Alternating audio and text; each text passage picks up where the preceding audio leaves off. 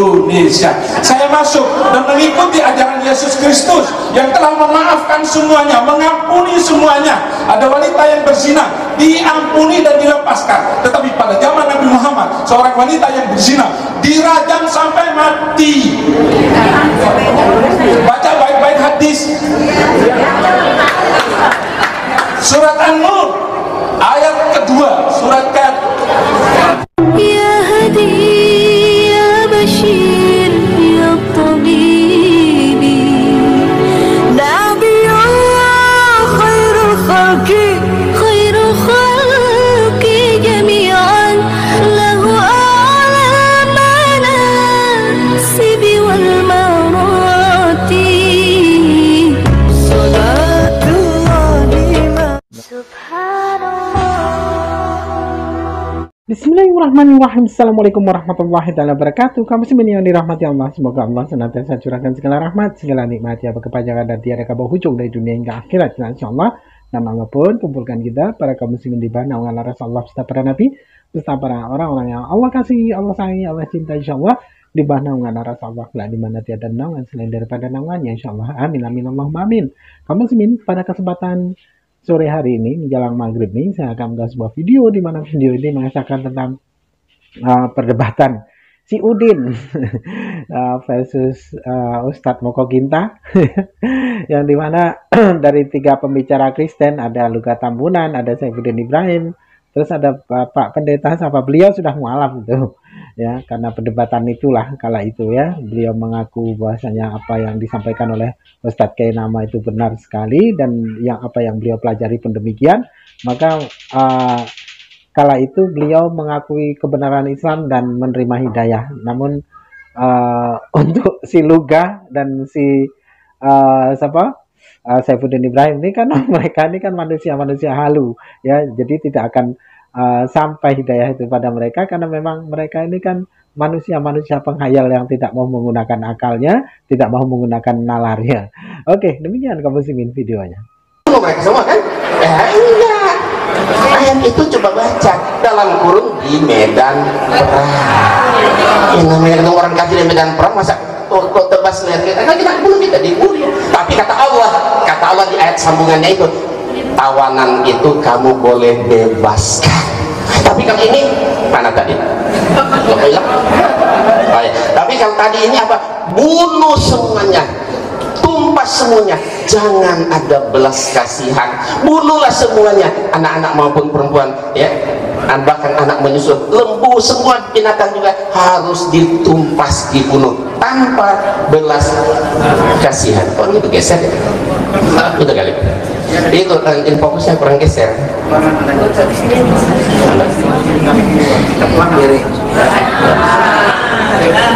Jadi banyak kalau ayat-ayat kejam, sadis, biadab, teroris sebenarnya semua tertulis di Alkitab, bukan di Quran. Makanya saya bilang sama orang Kristen, kalian harus bersyukur kepada pelaku teroris. Kenapa? Karena mereka telah mengamalkan ayat-ayat Bible Anda.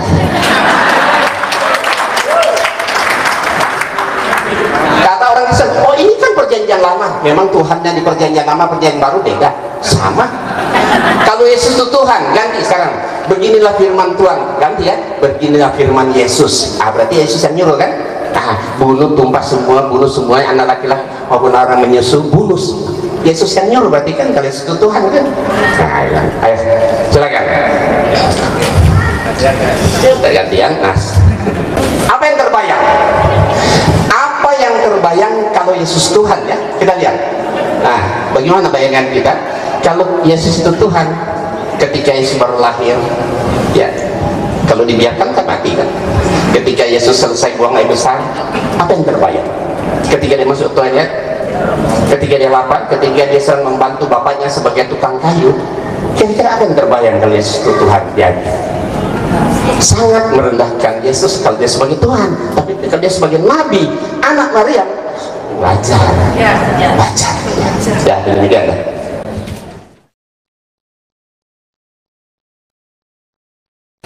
Pertama saya ingin klarifikasi dari Pak Tambunan tadi bahwa Nabi Muhammad itu katanya tidak mendapat Roh Kudus, sehingga kita semua orang Islam ditaruh lidah kita ke listrik, gosong kita semua.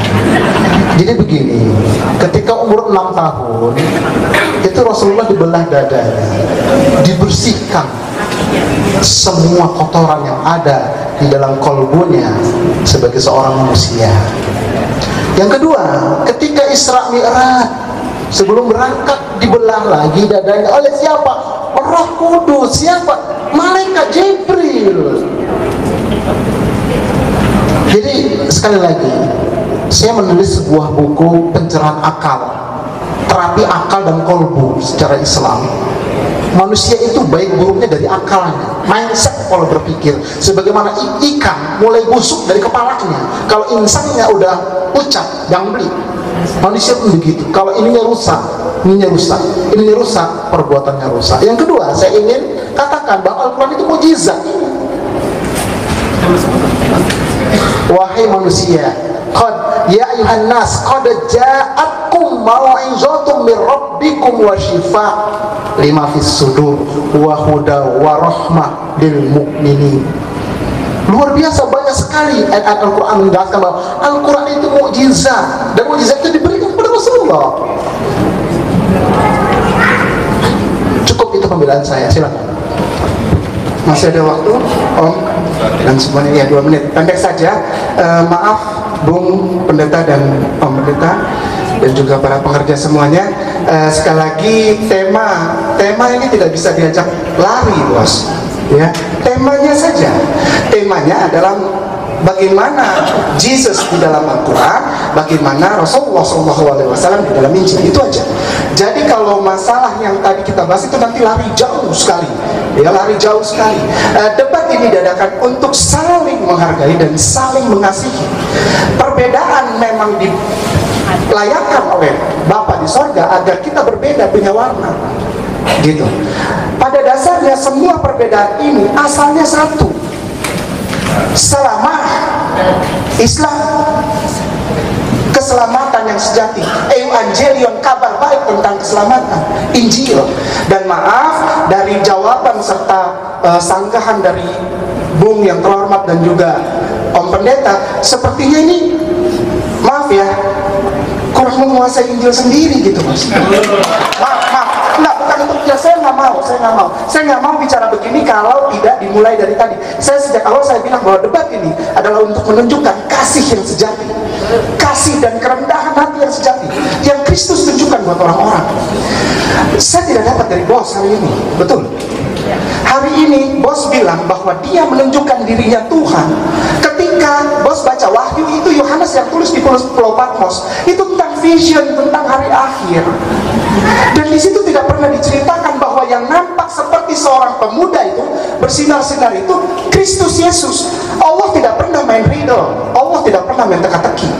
Dari sejak pertama kejadian 1 sampai Wahyu, Allah tidak pernah main teka-teki. Kalau dia mau bilang A, kalau dia bilang suruh sunat 17, kejadian 17 dan 13 sunat, potong kulit katan, nggak ada sembunyi-sembunyi, nggak ada. Kristus pun kalau kasih riddle, kasih perumpamaan, dia jelaskan di akhirnya, bos.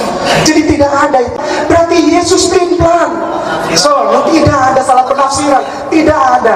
Bos, gini, dengarkan dulu. Saya dengarkan bos tadi. Saya tidak pernah potong. Bos, maaf, Matius 7:21 ditulis dengan jelas, dengan bahasa yang jelas, karena dia tahu si pendengar belum tentu ahli teologi semua. Si pendengar itu adalah rakyat jelata yang dikasih, seperti Bung bilang.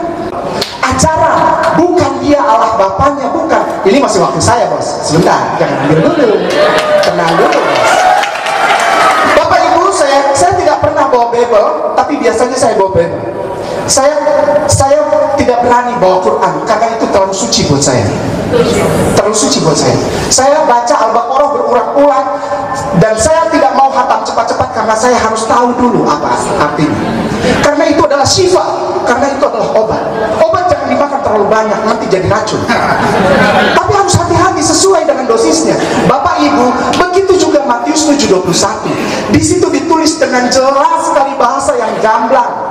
Yesus sendiri keluar dari mulutnya, Jesus Christ yang sangat aku hargai dan aku kasihi sampai detik ini. Dia bilang begini, mau dengar? Bukan setiap orang yang berseru kepadaku Adonai, bukan Kyrios, bukan Kyrie dalam bahasa Yunani, tapi Adonai. Bukan setiap orang yang berseru kepadaku, Tuhan, Tuhan, akan masuk ke dalam kerajaan sorga, tapi dia yang melaksanakan pekerjaan Bapakku. Dia yang melakukan kehendak Bapakku. Kehendak Bapakku apa? Disunat, wudhu, puasa, ruku, sujud, sholat tengah malam seperti Yesus di Getsemani, tahajud 6 rakaat. Oh, itu semua sudah nyata dan gamblang. Tidak usah pakai perumpamaan, tidak usah pakai kita tilik dari yang tersurat terus capek. Yesus tidak mau capek. 3 tahun dia di sini kasihan. Jangan fitnah dia jadi Tuhan. Dia garis besarnya begini, Matius 71 itu cuma begini doang. Bapak Ibu, maaf, bukan saya memotok, tidak. Saya belajar teologi sampai lulus. Walaupun hitam, saya S2 teologi liturgi. Bos, udahlah, kita nggak usah debat, nggak usah. Saya mami, saya sayang semua saudaraku, saudara om tante. Saya mau bilang ini sebentar, sedikit ya, 1 menit saja, 1 menit, nanti diambil sama abang itu. Sebentar, 1 menit. Arti dari Matius 7:21, saya mau tanya dulu. Kalau orang meninggal, rohnya keluar, tidak masuk surga, dia masuk mana? Gampang aja. Yesus bilang, bukan orang yang berseru kepadaku Tuhan, Tuhan akan masuk kerajaan surga. Artinya apa? Kalau orang meninggal, rohnya keluar, tidak masuk surga, dia masuk mana? Kalau lu panggil buat Tuhan, lu masuk neraka. Udahlah, kita udah semua udah tahu. Jesus is master. So follow him dengan kerendahan hatinya, dengan segala sukacitanya. Kasihilah Tuhan Allahmu dengan segenap hatimu, dengan segenap akal budimu, dan dengan segenap kekuatanmu. Dan hukum yang kedua, yang sama dengan itu, bukan di bawah, bukan di atas. Kasihilah sesamamu manusia seperti dirimu sendiri. Hablum minallah, hablum minannas. Terima kasih. Saya ingin menanggapi dulu. Ini makin seru nih. Ya, saya netral aja. Saya dari Nasraya ya. Nasraya itu misikannya Sali Yerusalem. Jadi orang pasti kaget. Saya kok bukan Kristen, kok tapi bukan Muslim. Bapak ini bilang, saya masih Muslim. Jadi begini. Kenapa para Muslim atau tokoh Muslim lebih memahami Isa Al-Masih di dalam Al-Quran dibanding orang Kristen memahami Yesus dalam Alkitab? Sejarahnya itu begini. Ini saya belajar dari Nasrani sendiri yang aslinya dari Yerusalem. Pada waktu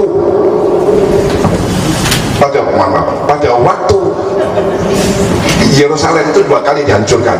1 kali tahun 70, yang terakhir rata, tidak ada satu pun bangunan kecuali tinggal tembok itu tahun 136. Kemana mereka semua? Keluarga Yusuf Maryam, mereka lari ke arah ke Syria, lalu langsung ke India, Nepal. Itu tidak direkod oleh orang-orang teologi, memang tidak ada. Lalu yang selainnya, yang lainnya yang masih mengalami pemuridan dari Mesias Yesua itu lari ke Arab, sampai nanti ada namanya Warakah yang pamannya sendiri Muhammad. Makanya Warakah itu lebih tahu sifat Isa Al-Masih, sifat Yesus atau sifat Yesua, karena dia dekat tiap hari ketemu Yesua. Saya tidak heran kalau memang orang Muslim lebih tahu Isa Masih lebih detail daripada orang Kristen mengenal Yesus. Di sini perbedaannya. Lalu yang dibawa oleh Paulus itu, Paulus lari ke Tarsus ya, di daerah dia, Antioquia itu. Tapi itu pun bukan Paulus, karena Paulus sudah menikmati juga martir dia. Tapi para orang Yunani yang sudah terlanjur menerima pengajaran Mesias itu akhir mau dia harus berasimilasi dengan budaya Yunani, baru dia bisa terima ajaran Kristiani atau ajaran Yesus, tapi dalam pola wacana Yunani, sehingga sangat melenceng sekali. Dan saya bisa buktikan nanti satu saat sampai di mana melenceng. Dan ini saya lagi berdoa supaya orang Kristen sadar, menyadari kekeliruannya. Oke, yang kedua, Yesus memang dalam Kristen memang tidak disebut agama Kristen, tapi Mesias tidak ada disebut beragama Kristen dalam kitab suci orang Yahudi ataupun Nasrani, tidak. Tapi kalau tentang Yesus, saya tidak mau komentar kalau mereka punya pendapat itu. Kemudian yang dikatakan 1 Samuel, ini saya harus netral. Orang Yahudi, walaupun waktu itu orang Israel zaman perjanjian lama membunuh, tapi Tapi pada waktu musuhnya sudah tidak berdaya di dalam Torah atau Torah, karena saya memahami Torah bukan 100%, tapi 80% saya memahami Torah daripada orang Kristen, itu ada larangan tidak boleh dibunuh kalau sudah dia. Coba Bapak lihat faktanya Palestina, ada puluhan ribu di penjara Israel. Kenapa? Dia tetap ikuti Torah, sudah nggak bersenjata, dia sudah kasih makan tiap hari. Berapa miliar triliun Israel harus kasih makan Pak orang Palestina di penjara, karena dia juga dituntut oleh Torah atau Torah tidak boleh dibunuh setelah di penjara, tidak boleh. Bahkan mereka meresponi sekali orang-orang Yahudi sampai hari ini, jika dia berperang, kalau dia masih bersenjata, memang itu terjadi bunuh-bunuh, tapi begitu dia sudah dibawa, yang membunuh itu dihukum oleh Pak Jenderal sendiri. Jadi itu pun dilangsungkan sampai hari ini. Tapi kalau memang itu dikatakan bahwa ada ayat teroris membunuh di dalam Alkitab atau penyelamat, itu sebetulnya tidak begitu. Itu karena memang Torah mata gitu. Kalau Yesus itu kan membuat mujizat, dia menyembuhkan orang buta, mengusir setan segala macam, itu atas seizin Allah. Betul Pak Insan, itu memang atas seizin Allah. Tapi itu masih ada sambungannya, ya ampun, itu masih ada sambungannya. Yohanes 14 ayat 26, Yesus berkata, Roh Kudus diutus oleh Bapa, bukan hanya Bapa Pak Insan, dalam namaku. Jadi ada dua pribadi yang mengesahkan mujizat-mujizat itu, diutus oleh Bapa. Kan Roh Kudus yang membuat mujizat-mujizat, betul nggak? Roh Allah melakukan mujizat-mujizat, dan Roh Kudus sama Roh Allah kan sama, Roh Tuhan. Baca di Markus, Lukas, Yohanes, Roh Tuhan turun seperti burung merpati. Di Lukas, Roh Kudus turun seperti burung merpati. Di Yohanes, Roh Allah turun seperti burung merpati. Jadi Roh Yesus membuat mujizat atas seizin Allah, sambungannya masih ada. Itulah yang tidak dikuasai oleh Pak Insan. Dan akhirnya apa yang terjadi? Di hari penghakiman, maka terjadilah seperti yang dikatakan yang dikatakan Bapak ini. Dia memisahkan antara domba dan kambing. Yang tidak penuh Roh Kudus, yang tidak dimeterkan oleh anak domba, dan yang penuh dengan Roh Kudus. Yesus berkata ke orang sebelah kirinya, "Ayahlah dari hadapanku." Itu yang dikatakan oleh Yesus di Matius 25. Demikian. Oke, terima kasih. Baik, untuk selanjutnya juga 6 menit. Kalau bisa nggak nambah, karena masih ada waktu nanti. Audien nanti akan bertanya dan bapak-bapak punya waktu lagi. Jadi silakan 6 menit. Justru jurus satu ini Yesus yang berseru, memang itu ucapan Yesus. Kata Yesus, bukan setiap orang yang berseru kepadaku Tuhan, Tuhan akan masuk ke dalam kerajaan surga, melainkan mereka yang melakukan menurut kehendak Bapakku yang di surga. Gitu kan? Itu teks aslinya bunyi begitu, nggak pasti ikomanya yang saya baca tadi, itu nggak saya tambah, nggak. Jadi yang selamat kata Yesus bukan orang yang berseru dia Yesus atau manggil Yesus, tapi orang yang melakukan menurut kehendak Bapaknya. Bapaknya siapa? Ya Allah. Ya, jadi kalau mau selamat, lakukan apa yang Allah perintahkan, itu baru selamat. Bagaimana mau selamat kalau perintah Allah tidak dilakukan? Contoh, babi haram, Allah haramkan, ya kami haramkan, mereka malah makan. Yesus sunat, kami sunat, mereka malah yang nggak sunat, ya kan? Jadi apa yang Allah perintahkan di kitab mereka, justru orang Islam yang amalkan. Berarti kalau itu kami yang selamat dong, ya kan? Karena yang selamat itu orang yang melakukan menurut kehendak Bapa. Karena di Injil Yakobus juga, di kitab Yakobus pasal 2 ayat 14-17, ya, apa gunanya kamu disebut beriman kalau tidak mempunyai perbuatan? Orang yang beriman tanpa tidak ada perbuatan sia-sia, ya kan? Imannya itu sia-sia. Jadi iman tanpa perbuatan, iman itu dibuktikan dengan perbuatan. Kita beriman kepada Yesus, lakukan apa yang Yesus lakukan, lakukan yang Allah perintahkan. Nah itu baru selamat. Buat apa kita ngaku-ngaku pengikut Yesus sementara kita tidak melakukan apa yang beliau perintahkan? Masalah Trinitas yang kita lihat tadi, ada satu ayat tadi, Yohanes 14 ayat 6, itu diangkat juga 2 kali, 3 kali saya dengar.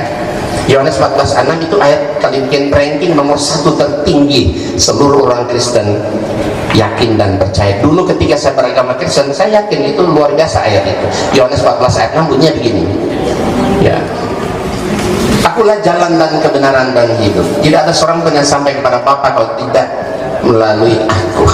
Berarti kamu selamat, jalan satu-satunya harus masuk Kristen alias menjadi pengikut Yesus. Ya kan? Nah, itu yang saya tanyakan.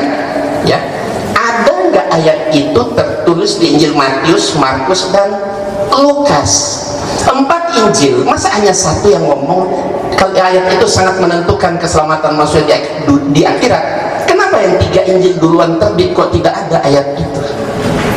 Makanya saya akan memberikan hadiah BMW plus uang 100 juta kalau mereka bisa tunjukkan ayat itu tertulis di Injil Matius, Markus, dan Lukas. Begitu juga Yohanes 3:16. Yohanes 13:11. Karena begitu besar kasih Allah akan dunia ini sehingga ia telah mengaruniakan anaknya yang tunggal supaya setiap orang yang percaya kepadanya tidak binasa melainkan memperoleh hidup yang kekal. Itu juga boleh. Tolong cari ayat itu di Injil Matius, Markus, dan Lukas. Saya yakin kalau ngadu hafalan Alkitab saya lebih banyak hafal dari para pendeta ini. Insya Allah lebih banyak hafal saya di luar kepala tanpa kita melihat. Nah, tentang Trinitas kita lihat ini ya, kita lihat ya, ketika pernah diseminarkan di Semarang dihadiri oleh 3 pendeta ya, guru besar, dan satunya itu juga dari LAI, lembaga Alkitab, satu Romo. Mereka tanya kepada pembicara, siapa Yesus menurut Alkitab? Apakah dia Allah sejati atau bukan? 3 dari 4 narasumber sepakat Yesus itu bukan Allah sejati. Allah adalah Bapa dan Yesus itu tuh utusan Allah yang menjadi jalan bagi manusia untuk menuju Allah.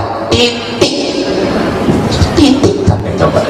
Jadi Yesus itu bukan Allah sejati, tapi dia jalan menuju. Jadi rumusan Konsili Nisia tahun 325 Masehi yang mengatakan bahwa Yesus adalah pribadi kedua dari Allah, saat ini sudah banyak para teolog tegas mengatakan bahwa dogma Trinitas sudah waktunya ditinjau kembali atau dirombak, bahkan ditinggalkan sama sekali. Nah, makanya ya saya berharap ya bapak-bapak kita ini sebelah kiri ini coba tinjau kembali apa betul rumusan Trinitas, karena tidak masuk akal Tuhan itu punya 3 oknum, Tuhan Bapa, Tuhan Anak, Tuhan dan Tuhan Roh Kudus. Dalam pandangan Islam Allah berfirman, laqad kafara alladzina qalu innallaha wal masih ibnu Maryam. Sungguh kafirlah orang-orang mengatakan bahwasanya Allah adalah Al-Masih putra Maryam. Laqad kafara alladzina qalu innallaha thalithu tsalasa. Kafirlah orang mengatakan bahwasanya Allah salah satu dari yang 3 Trinitas. Kafir, dan tempatnya di mana? Di neraka. Makanya kalau selamat ya saya berharap ya kembali kepada ajaran Islam. Insya Allah selamat sampai akhirat. Tinggal 1 menit. Ya, saya menyampaikan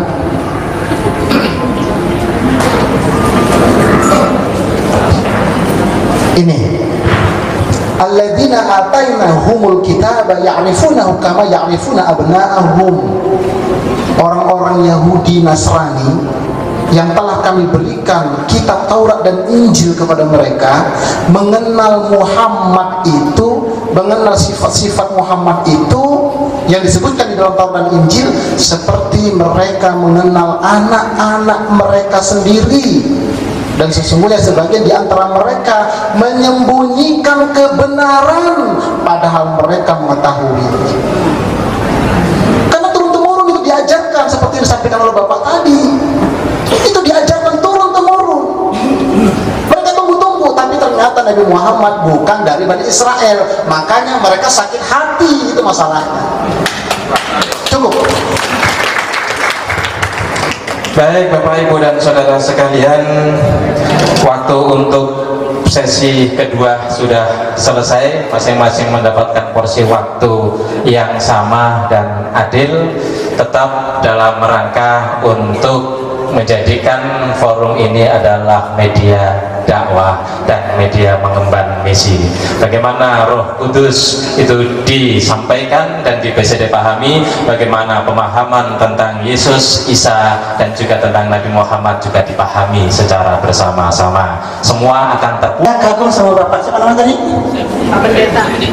Pak Saifuddin. Bahasa Qurannya kalah saya sama sekali nggak ada bapaknya. Cuman sudah pindah agama gitu loh. Jadi saya maklumi tadi kalau beliau itu sudah lupa makna-makna Al-Quran. Wa tawasau bil haq wa tawasau bis sabr. Lupa beliau. Ya, innallaha la yuhibbu man kana mukhtalan fakhura. Sesungguhnya Allah tidak menyukai orang-orang yang sombong dan membangga-banggakan diri. Lupa ayatnya beliau. Ya, oke. Saya ini maaf, saya bukan mau bertanya, saya ingin memberikan beberapa tanggapan, yaitu mengenai ketuhanan Yesus. Dari tadi saya tunggu-tunggu ayatnya tidak ada yang disebutkan, yaitu Yohanes 17 ayat 3. Itu adalah Yesus yang bersyahadat. Ya.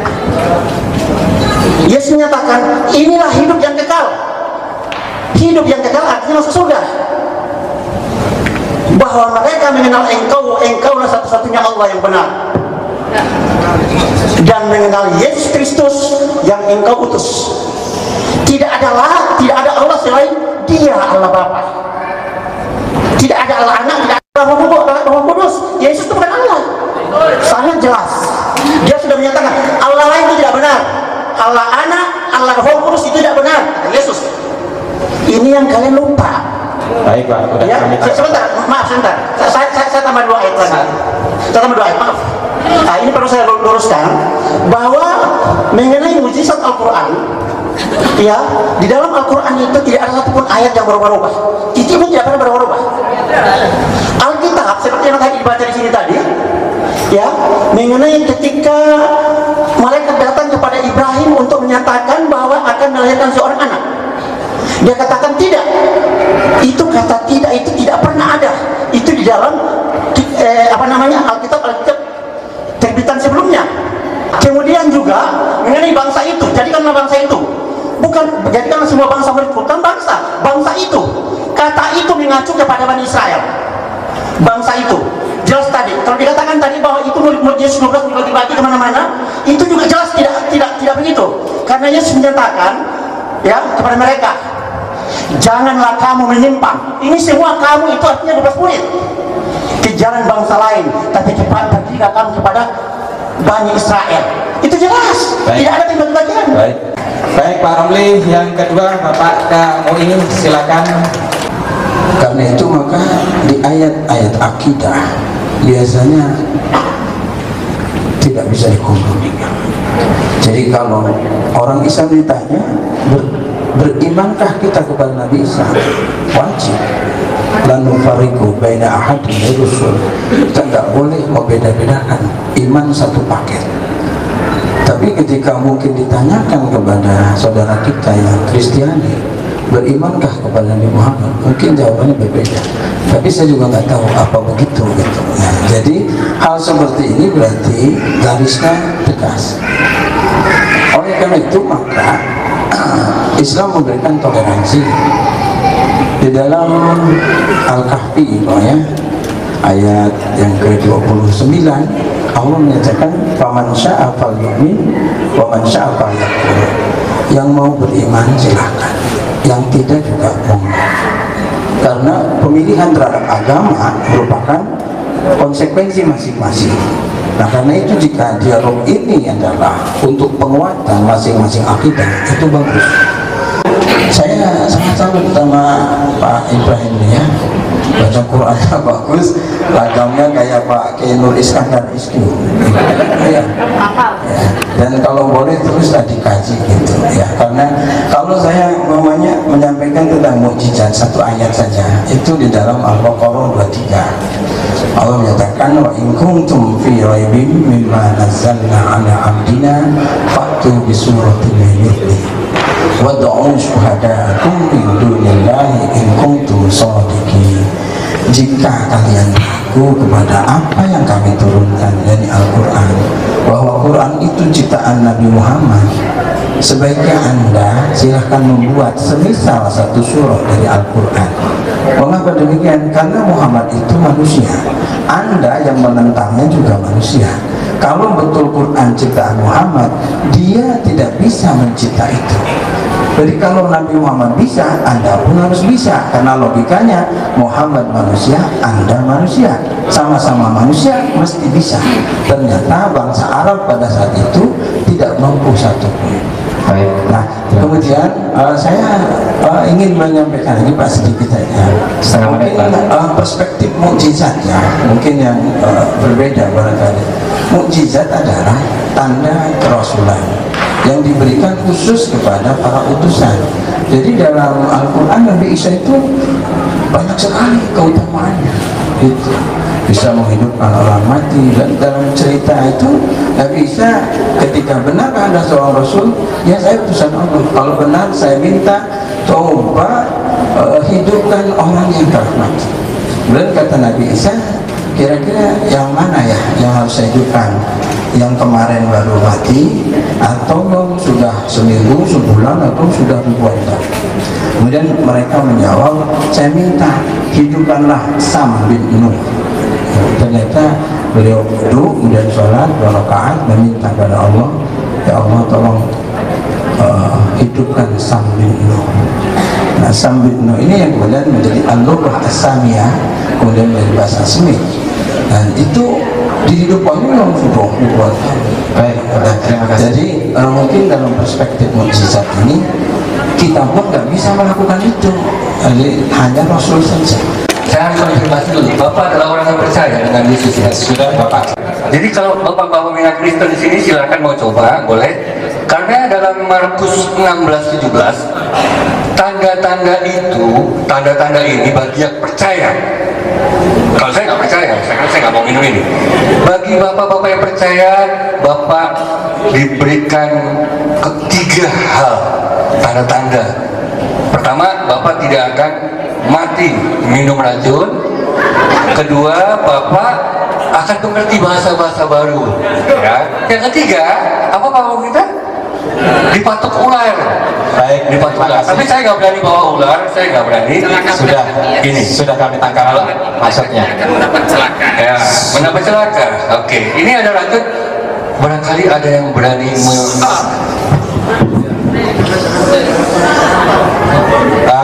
nanti itu nanti nggak usah sini. Assalamualaikum warahmatullahi wabarakatuh. Nama siapa? Saya Hayatul Isma, ibu rumah tangga dari Jakarta Barat. Untuk semua yang hadir di sini, saya merasa beruntung. Subhanallah, walhamdulillah, wala ilaha illallah wallahu akbar. Saya bersyukur sekali berada di sini. Karena kenapa? Mudah-mudahan tidak hanya saya saja, tapi semua yang ada di sini, yang muslim dan muslimah, menambah betapa beruntungnya kita beragama Islam dan menambah keyakinan kita untuk tetap memeluk agama Islam. Tadi saya mendengar dari awal sampai akhir, begitu antusias saya mendengar. Dari saya mengambil cuplikan-cuplikan dari semua pembicara yang ada di depan saya.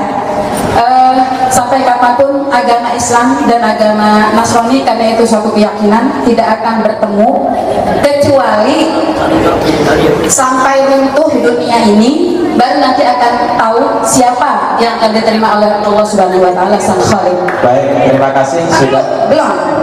Kemudian ini ibu rumah tangga banyak juga. Ya banyak Pak. Begini Pak.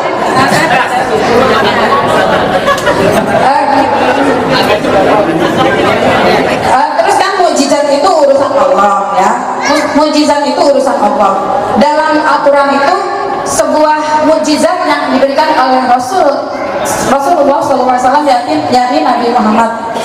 Nah, di dalam Al-Quran itulah ketika kita menghadapi dunia yang menghadapi fenomena dunia yang semakin menggalaukan kita, meresahkan kita, dan membuat menangis kita berada lama-lama di dunia ini, maka ketika kita membacakan Al-Quran akan tergetar hati kita. Ala bidzikrillahi tatma'innul qulub. Begitu seperti saya bergetarnya mendengar penuturan Bapak Agustinus ya Pak, Agustinus yang baru masuk Islam ya Pak. Bapak baru masuk Islam kan? Dia berbicara, saya begitu tergetar seperti saya bergetar ketika membaca Al-Quran. Subhanallah. Nah, untuk itu Pak, itu kan suatu mukjizat, mukjizat yang bisa menyembuhkan segala macam penyakit sampai diri kita sudah diambang putus asa, insya Allah akan terobati dengan membaca Al-Quran. Baik, Bu. Untuk pertanyaannya ya Pak, sebagai manusia yang tidak terlalu dalam memikirkan agama-agama, saya ingin tanya nih Pak, seandainya sekarang kan zaman susuk menyusup nih Pak, kalau ada orang Islam yang masuk Kristen karena sekedar ingin tahu dan ingin menghancurkan agama, atau orang Kristen yang masuk Islam yang sekedar ingin menghancurkan agama, itu menurut bapak-bapak yang di depan itu saya pengen tahu jawabannya bagaimana dan bertindak seperti apa. Terima kasih. Wassalamualaikum warahmatullahi wabarakatuh. Langsung saja ke pertanyaan. Mohon maaf, perbaiki saya kalau saya salah. Saya tadi mencatat bahwa Bapak menyebutkan Wahyu 1 ayat 8 kalau nggak salah, itu tentang Yesus adalah firman. Nah, dan disebutkan bahwa firman itu adalah Tuhan. Nah, firman juga tadi disebutkan adalah langit, bumi. Firman Allah adalah firman Tuhan. Oke. Nah, sedangkan yang mengeluarkan firman dan firman itu sendiri jelas berbeda. Artinya kalau di dalam Islam yang berkata-kata kalam itu berbeda dengan apa yang dikatakannya, sehingga itu ada perbedaan. Kemudian saya mencatat di sini, apabila firman adalah Tuhan, lantas apa perbedaan yang menciptakan dan yang diciptakan? Terima kasih. Iya, terima kasih. Di sini kami ingin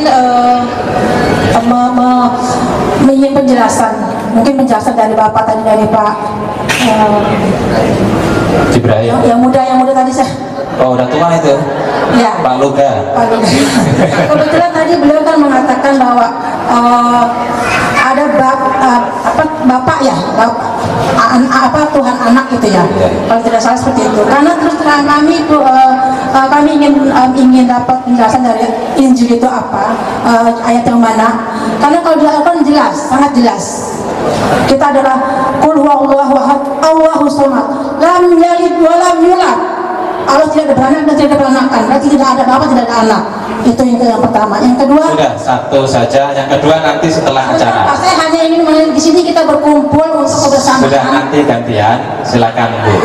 Ya, duduk saja. Nanti kalau curhat belakang sama saya nanti. Pernah ada kejadian itu di Kalimantan, tempat saya penginjil, dia disuguhin minuman, pada saat dia mau minum itu pecah gelasnya. Oh, berarti benar firman Tuhan. Jadi kalau Bapak suruh saya minum, ya Yesus berkata, minumlah Roh Kudus. Roh Kudus yang harus diminum karena dia itu air kehidupan, air Zam-Zam kalau kata orang Arab. Jadi yang perlu diminum itu Roh Kudus Pak, bukan racun. Jadi tidak pernah Yesus menyuruh orang minum racun. Nah, itu Bapak yang minum racun. Begitu pertanyaan. Oke, itu jawabannya. Terus yang kedua, Bapak bilang begini, Yohanes 17 ayat 3, inilah hidup yang kekal itu, yaitu mereka menyembah, percaya kepada Engkau satu-satunya Allah yang benar dan mengenal Yesus Kristus yang Kau utus.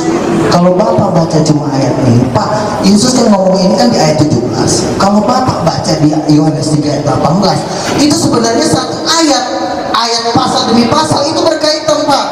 Jadi Bapak sambungkan Yohanes 17 ayat 3 dengan Yohanes 3 ayat 18. Karena Yesus berkata, percayalah kepada dalam nama Anak Tunggal Allah. Jadi Bapak Yohanes 17 percaya pada Allah dan mengenal Yesus Kristus. Apanya yang mengenal? Nabinya bukan namanya. Maka Yohanes 17 berkata, Roh Kudus, Roh Kudus dalam namaku. Jadi mereka tumpah. Bapak firman, Roh Kudus itu apa? Roh Kudus itu adalah kekuatan Tuhan, Roh Tuhan. Gitu loh. Jadi Bapak harus menyambungkan ayat Yamin satu ayat. Bahaya Pak. Itu efeknya binasa Pak. Jadi kita apa? Iya, jadi intinya itu percaya kepada Allah dan mengenal Yesus Kristus. Mengenal Yesus Kristus bukan cuma hanya mengenal Nabi. Tadi sekali lagi ya. Wahyu 1 ayat 8 saya mau jawab. Oke. Wahyu 1 ayat 8 dia mengatakan gini. Ayat 1. Ya. Pasal 1 ayat 8. Ini bisa pindah karena firman, karena perkataan saya. Kalau saya ngomong gini, nggak akan pindah. Tapi karena pindah dia. Nah, langit dan bumi, Tuhan Allah menciptakan langit dan bumi bukan begini. Dia berfirman. Jadi artinya perang firman, kalau nggak ada firman, langit dan bumi nggak jadi. Kalau Allah ngomong kayak gini, nggak berfirman dia, jadi nggak langitnya? Nggak jadi. Tapi karena Allah mengatakan Jadi, maka jadi itu kuasa firman. Dan firman itu Yohanes 1 ayat 1. Yohanes 1 ayat 1 itu yang menulis rasul. Dia mengatakan pada mulanya adalah firman, dan firman itu bersama-sama dengan Allah, dan firman itu adalah Allah. Yohanes berkata bahwa firman itu adalah Allah. Jadi begini, kalau Allah berkata begini, gelap, gelap. Kalau Allah diam, nggak ada yang terjadi. Makanya dikatakan dalam Mazmur, langit dan bumi dijadikan oleh firman Allah. Firman Allah itu apa? Allah sendiri, hatinya Tuhan, rohnya Tuhan. Makanya itu, kalau saya mati, saya nggak bisa ngomong lagi, karena firman itu adalah saya sendiri. Makanya firman itu adalah roh. Bapak itu adalah yang memimpin firman dan roh. Itu pikiran, kepala. Makanya dikatakan, Yesus berkata, Bapak itu lebih besar dari aku. Bapak yang mengutus aku. Karena botol ini pindah, saya berkata-kata karena ada perintah dari kepala. Pindah, kata kepala pindah. Maka mulut berkata pindah, pindah. Kalau Tuhan berkata langit dan bumi, Pak Insan dan maupun kita semuanya hilang, hilang semuanya. Itulah kuasa firman. Makanya Yesus berkata, aku adalah Alfa dan Omega, firman Tuhan Allah yang maha kuasa. Yesus adalah Tuhan. Makanya di jubah Yesus tulis The King of King, Raja segala raja. Dan pengenalan ini luar biasa, Pak. Makanya seluruh bumi akan menyembah Yesus, karena Tuhan sedang membuka pengenalan akan Tuhan, supaya Bapak dan Ibu, waktu itu saya pernah bermimpi Tuhan berfirman kepada saya begini, anakku, aku akan memakai engkau untuk menjelaskan mata dan suaraku.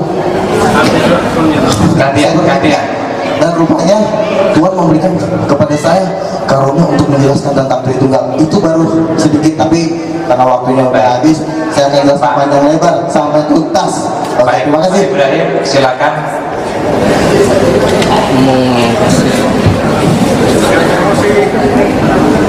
Ya, ada waktu tinggal 4 menit. Terima kasih. Kalau saya boleh jadi orang Kristen itu, kalau beliau karena Yesus, saya karena Muhammad. Saya harus menjadi orang Kristen karena Nabi Muhammad menyuruh. Dan dalam Al-Maidah ayat 47, waliyahkum ahlal injil bima anzalallahu fi wa man lam yahkum bima anzalallahu fa ulaika humul fasiqun. Hendaklah orang-orang yang pernah memegang Injil memutuskan perkara menurut apa yang diturunkan Allah di dalam Injil itu.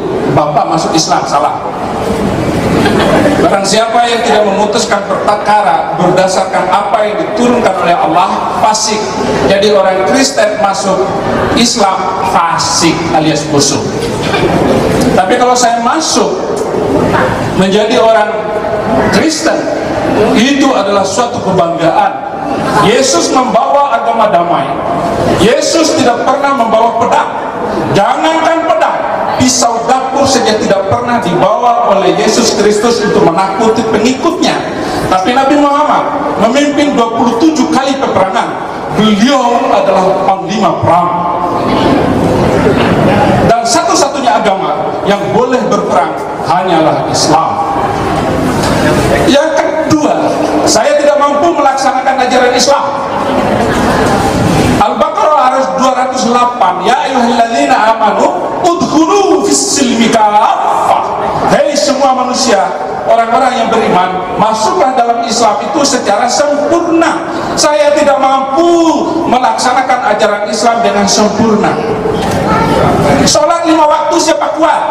Mungkin ibu-ibu yang banyak duit boleh, tapi bukan becak, orang miskin, petani susah mengikuti ajaran Islam. Oke, dalam Al-Maidah ayat 44, Kalam gitu. ayat 44, barang siapa yang tidak memutuskan perkara berdasarkan hukum Allah, maka mereka adalah kafir. Saya sampai sekarang tidak mampu melaksanakan ajaran Islam dengan sempurna, karena hukum Allah harus ditegakkan. Al-Maidah ayat 38, wasyariku wasyarikatu faqau audiyahma. Orang pencuri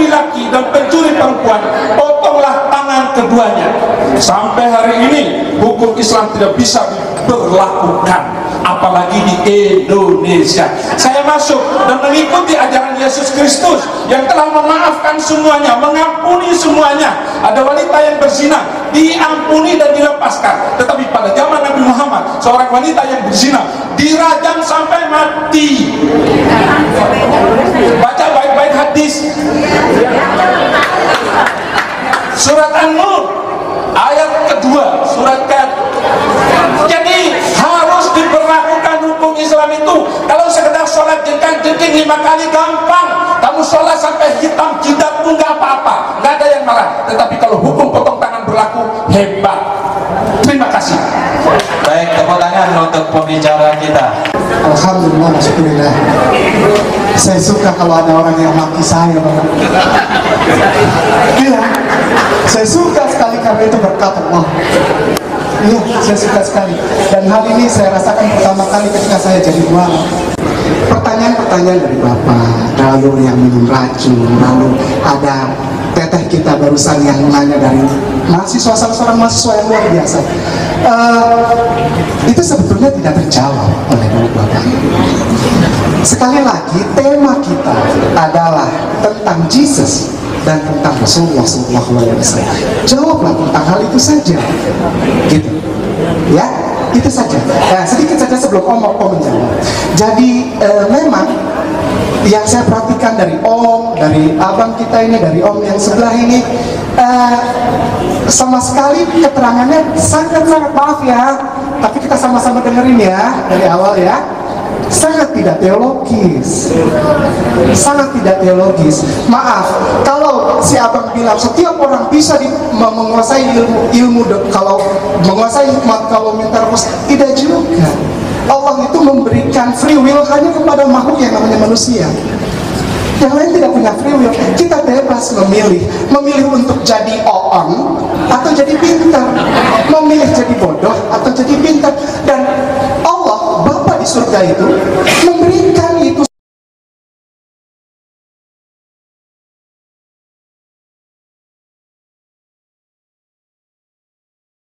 sama seperti di Lukas 11 itu misal tentang cerita anak yang hilang, itu dia bebaskan anaknya.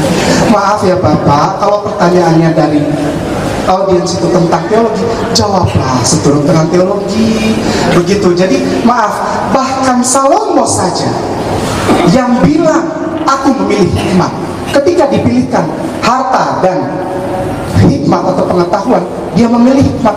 Artinya dia mau belajar dulu supaya dia bisa jawab orang. Jangan belum tahu atau pengetahuannya dangkal, saya nggak berani. Ada pertanyaan, saya nggak berani jawab, bos. Apalagi yang menyangkut tentang Al-Quran, saya nggak berani jawab. Silahkan tanya sama yang berkepentingan. Ustadz, para ustadz, bapak dari MUI, itu yang mereka. Kalau saya ditanya tentang Injil, baru saya jawab. Karena saya belajar. Kristen mengajarkan tidak boleh bodoh, harus belajar, harus sekolah. Karena itu Kristus tidak ada di dalam Injil sejak 12 sampai 30 tahun. Dia masuk ke sinagog di sana dan tempatnya masih ada sampai sekarang di sana. Kalau Om sudah pernah ke sana dikasih lihat. Nggak usah ikut belajar kayak Om ini, nggak usah. Ikut jalan Holy Land Tour aja. Dikasih lihat tempat di mana Yesus pertama kali umur 12 tahun hilang, dicari sama mamanya, ada tempatnya masih ada sampai sekarang. Dia datang ke sinagog untuk belajar. Sinau, learning, bukan study. Bukan buka internet lalu percaya diri kita buka. No, tidak. Baca dan belajar, learning. Pada suatu saat yang Bung bilang tadi, ketika Om yang bilang apa, rajam-rajam itu, ini contoh kecil aja saya jadi ingat cerita itu. Itu pada saat itu bos besar ini, si ganteng ini, si wajah manis ini, dia sedang menulis di tanah, betul loh? Sedang mengajar. Dia sedang menulis di atas tanah dengan jari. Setelah itu baru nulis. Ya, orang itu baru nulis. Dia nulis. Bukan mengajar. Iya, mengajar. Dia mengajar. Baik, dia menulis. Pada saat itu penelitian, semua penelitian mengidentikan bahwa bos kita ini, nabi besar ini yang tumbuh dari ovum yang tidak pernah kena sperma. Bayangkan, ovum yang berkembang tidak pernah kena sperma, tidak pernah kena zigot, tidak pernah. Dia sedang menggambarkan alma maternya.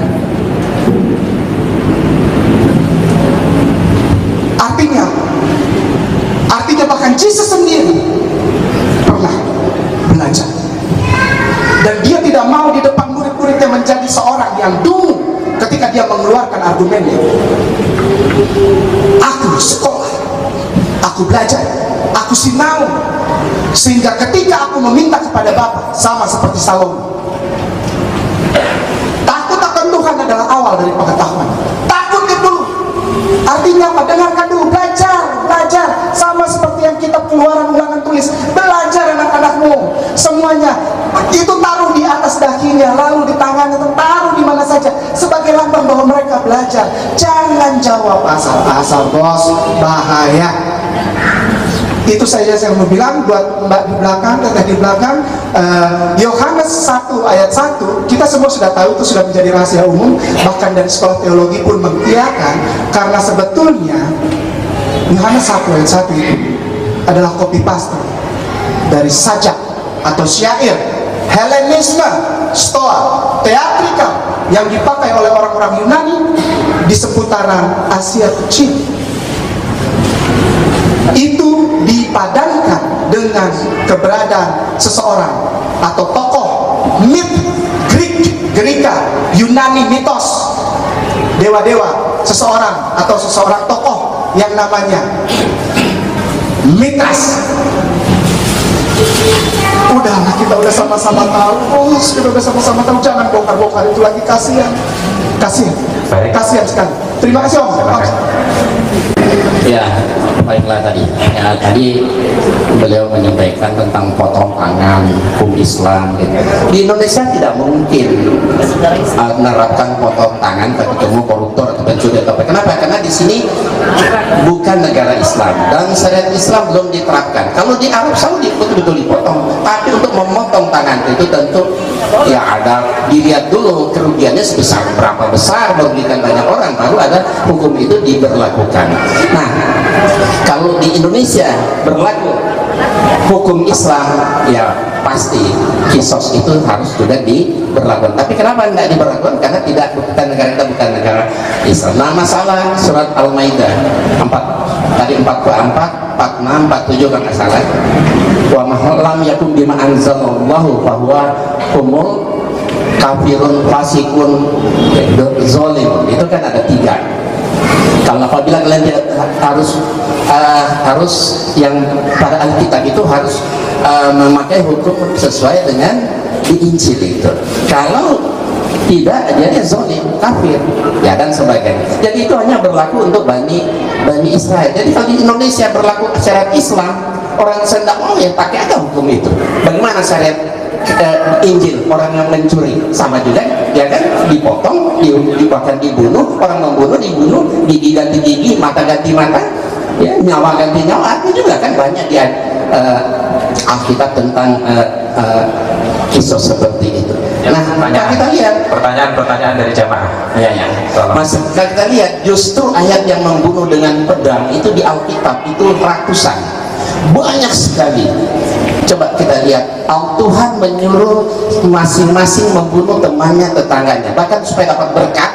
Supaya dapat berkat Allah, kita harus bayar dengan jiwa anak laki-laki saudara kita supaya kita dapat berkat. Apakah ya supaya dapat berkat Tuhan kita harus bunuh saudara kita laki-laki, ya, anak laki-laki kita, tetangga kita, teman kita? Ini ajaran apa? Ya, ini ajaran apa? Betapa disebut istiadat. Ya, Al-Quran kan nggak ada ajaran yang seperti ini. Pertanyaan terakhir tadi Pak Insan, ya, bagaimana hukumnya ketika orang Kristen pura-pura masuk Islam menyusup, Islam pura-pura masuk Kristen menyusup? Bagaimana etika beragama dalam konteks itu?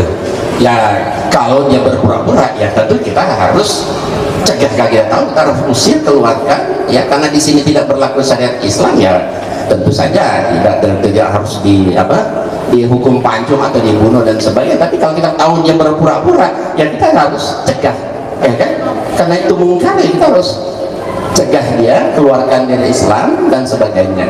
Begitu juga tentu sebaliknya, karena memang banyak orang-orang Islam yang ada orang Islam juga yang masuk ke Kristen, orang Kristen juga ada juga yang menyusup ke orang Islam. Ya banyak, teman-teman saya juga ada beberapa yang bekerja seperti itu, tapi masuk ke sana dalam rangka apa?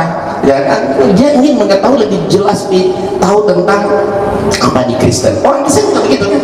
Nah itu kan apa namanya usaha-usaha untuk membongkar rahasia dari setiap agama. Apakah betul Islam dan Kristen selamanya tidak akan bisa diketemukan? Insya Allah bisa, kalau menurut saya. Insya Allah bisa. Asal satu, modal saya jujur. Itu saja. Kalau saya siapapun orang Kristen mau jujur ketemu saya, insya Allah sekali ketemu pasti dia kalah. Asal satu, jujur. Ya kan? Selama dia tidak jujur, dia nggak mau terima satu kebenaran, itu percuma. Asal mau jujur, berapa ratus orang Kristen yang saya Islamkan, kenapa? Dia datang dengan jujur dan dia betul-betul ingin mencari kebenaran. Asal betul-betul mencari kebenaran, insya Allah. Pembicara dan juga antusiasme audien saya agak biarkan, biar ada dinamika yang berbeda dari biasanya, tetapi lebih kurang dari itu semua sesungguhnya kita bisa jadikan semua ini untuk masing-masing, baik para pembicara, saya sebagai moderator, panitia maupun Bapak Ibu, ambillah ini hikmahnya, renungkan. Imam Hanafi pernah mengatakan, pendapatku benar, tetapi bisa jadi mengandung kesalahan. Ulang dan renungkan. Pendapatmu salah, tetapi bisa jadi ada titik-titik kebenaran yang bisa saya jadikan renungan. Ini jauh lebih indah, sebagaimana orang Bapak dari MUI tadi menganjurkan untuk toleransi. Bapak Ibu, saya tidak akan menyimpulkan banyak, cuman saya ingin meng-closing terhadap apa yang sudah menjadi diskusi pada siang hari ini, bahwa sesungguhnya wahyu itu bisa dipahami melalui 3 pendekatan.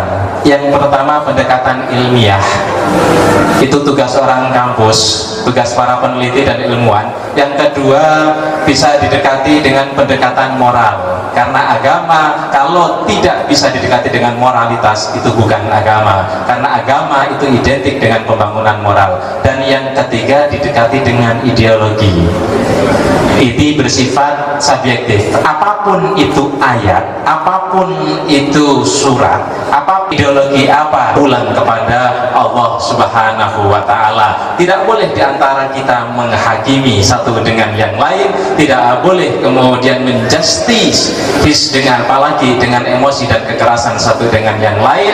Berbeda itu sebuah keunikan dan keberagaman, tetapi akidah harus masing-masing dipegang sebagai jalan yang lapang untuk masuk ke surga. Saya tidak tahu apakah surga orang Islam dan Kristen itu sama. Saya tidak tahu apakah semua yang ada di sini otomatis masuk surga meskipun korupsi. Saya tidak tahu. Nah, demikian tadi muslimin ya, yang dimana Saifuddin Ibrahim tidak dapat berbuat apa-apa, yang katanya ustadz, katanya pendeta mantan ustadz itu ya, sekolah menjadi guru di sebuah pesantren ya, guru besar katanya, ketika berdebat pun tidak dapat berbuat apa-apa selain daripada tepung-tepung, malah curhat di situ ya, di saat berdebat hanya itu saja dibahas, padahal sudah banyak sekali dibantah ya, dengan apa yang tertulis di dalam Bible itu pun demikian ya, malah justru itu entah apa yang di dalam Bible itu apa pasalnya gitu ya. Kalau di dalam Al-Qur'an kan jelas bagi orang-orang yang tengah dalam keadaan berperang gitu ya. Nah, untuk si Udin ini hanya plonga-plongu dan balik lagi ke situ dan itu ayat-ayat perang dibahasnya, padahal sudah berkali-kali dijelaskan, dibantah. Namun karena memang itulah bukti nyata orang yang tidak berilmu, orang tidak punya ilmu, tidak punya wawasan ya, hanya dengan iman buta yang hanya karena urusan perut ya, donasi sampai 20.000 pun dipaksanya ngemis 20.000. Aduh, kasihan si Udin. Ya, jadi macam orang bego-bego gitu. Oke, demikian saja kaum muslimin yang dapat saya sampaikan. Saya Rudi. Wassalamualaikum warahmatullahi wabarakatuh. Ya Hadi بشير يا طبيبي نبي الله خير الخلق